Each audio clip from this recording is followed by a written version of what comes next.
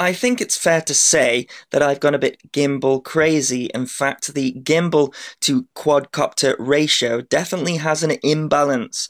I have two quadcopters that would take a gimbal, but I have acquired 5 gimbals here. Now, there is a reason for that, and that is because video stabilization has always interested me, aside from the RC hobby. So when the stabilization world and the quadcopter world came together, I think it was inevitable that I was going to go a bit crazy with it.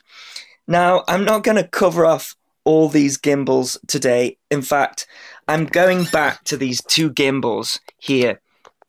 These are the ones that I reviewed earlier. This is the eShane and the Banggood very cheap gimbal. Now, as you saw in my previous video, I wasn't impressed with this one at all, and I had a big crash with it, and I could never get it dialed in anyways. So what I said I was going to do in the last video, I was going to swap the board out of this one and put it into this one, because I really liked how the Horizon performed with this one, but it was too shaky, and I think that was down to the lightweight frame and the motors, etc. So what I have done is I have swapped this one for this one, and it's now in there. It was really easy to do. I haven't swapped the sensors underneath, but that doesn't seem to have made a difference. Now, I did try and get some info on these, because as you can see there, this is the same orientation, but this one has got its inputs there, and this one, it's got its inputs at the top. That's inputs for the motors, should I say, not RC inputs. But when I look, it says that these boards are both the same version, and that is version 3.1. So what I think has happened is these are clones, I believe. The Alex Moss boards are very expensive to buy on their own, 80 to 120 pounds just for the 2-axis ones. And when you look to buy these, they're like £3. So what I think has happened is this gimbal, even though they're both sold by Banggood, this one's come with one cloned board and this one's come with the other, and it just so happens that the eShane had the better cloned board. That is my opinion anyways. Now, I did have to change the settings slightly. I adjusted the motor strength. Now, for some reason on this one, the motor strengths were quite low, probably because there was less resistance here with it being a lighter frame. So I upped the motor strength to 100. That's the only thing I changed, and I'm really happy with the results. So let's go and check out the video that this one produced with the board swapped over. So this is some footage from the Xiaomi Yi camera. If some of you don't know, it's my favorite action camera. And if you're wondering how I connected it to the gimbal, go ahead and watch the first gimbal comparison that I did. I show how I connect it there. But yeah, the Xiaomi Yi is just amazing. And some people are doing some amazing things with it. Now, my friend Alex Curtis has figured out how to change the bitrate. Go and search his channel there. He shows you how to do it for the different firmwares. It was one of my problems that I had with this camera. It wasn't really a huge problem. But for the 30 frames per second 1080p option, it only ran at 12 megabit, whereas the Mobius runs at 19 megabit. They have gone ahead and figured out how to change it to pretty much whatever bitrate you want, and so I've changed it to 35 megabit for 30 frames per second, and I think 35 megabit as well for 60 frames per second, so you get much more clarity. Someone sent me a link the other day to a Xiaomi Yi, and it was a place selling it for £38. I mean, come on, £38. How is that possible?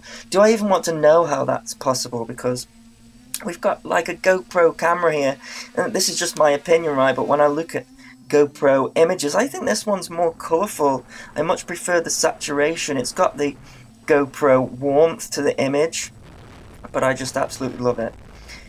Yeah, and also Alex, he's managed to get it running at 2K, and I think there is a new firmware coming out soon.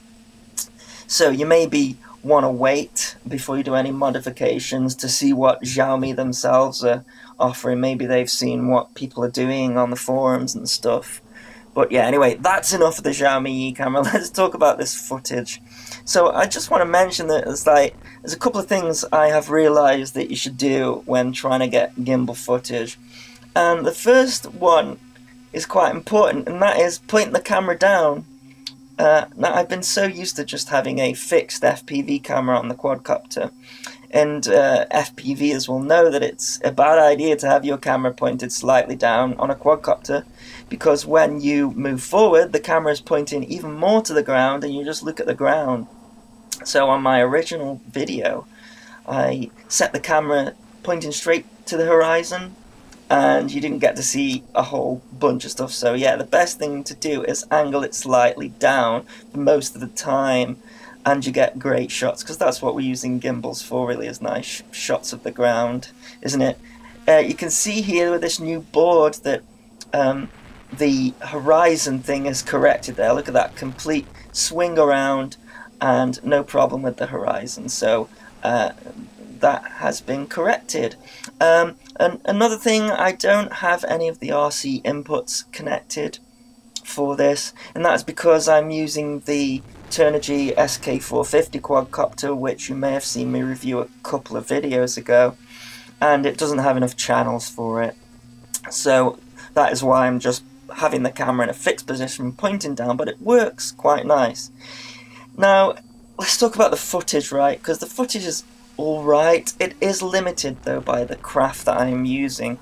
As I mentioned in the SK450 video, the controller, it's the KK2 board. It's not great, and it's not perfect for gimbal use. It's quite stable. The extra added weight of the gimbal smooths it out, definitely, but I think for getting good gimbal footage, I believe, this is just my opinion, you need an altitude hold, because when you're starting to add in a gimbal and legs, the thing starts to get really heavy. When you get to a certain height, line of sight, you can't tell whether the quadcopter is lifting up or down, so I believe that it's going to need a different controller. And we're getting slight buffeting here as well. It wasn't like an uber windy day, it was a little bit windy. But as I go into these trees here, you can see it smooths out a little bit because it's sort of shielded a bit more by the wind. I just love this shot. It's come out really well.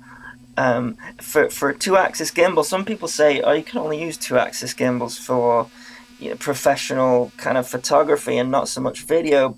And I can see why people say that. You definitely need a very calm day. But look at this, I'm like doing full forward here.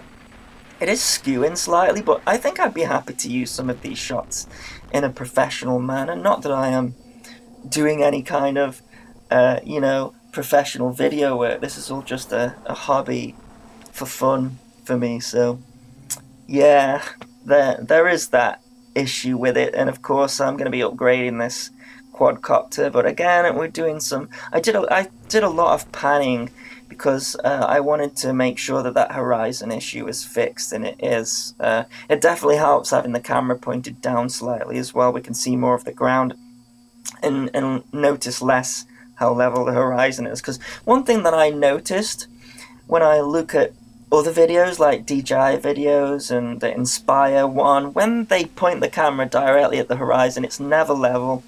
And that is literally because these gimbal controllers are basically flight controllers, and a flight controller is never level. You're always needing to put inputs in on it. That said, though, the latest Storm 32 gimbal that I have had absolutely nails the horizon, so not sure what that's about. Maybe because it's 32-bit, it handles it better. But anyway, that's pretty much it. Tell me what you think of the footage. I know it's a little bit shaky, but I think if it's the quadcopter that's doing that, not the gimbal. So there we go. As always, thanks ever so much for watching, and please continue to subscribe. Cheers. I can't just leave it there though, can I? I need to explain what's coming up. So these two gimbals here, this is the 2-axis Good Luck Bye gimbal. I bought this one and then spotted that they did a 3-axis one, so not sure if I'm going to do anything with this. But what I plan to do, aside from attaching these to quadcopters, is what they're doing now is they're letting you have a handheld version. So you stick a GoPro on there, or in my case, the Xiaomi Yi camera, which I'm using over here, and you can use it handheld, and I thought that might be good for the channel. So not all these gimbals are probably going to end up on a quad. This is the 3-axis Good Luck Bye gimbal, but the one that's absolutely ruining everything at the moment is this 3-axis Good Luck Bye gimbal, which I am in the process of setting up. That's why it's connected to the quad at the moment, so look out for all those.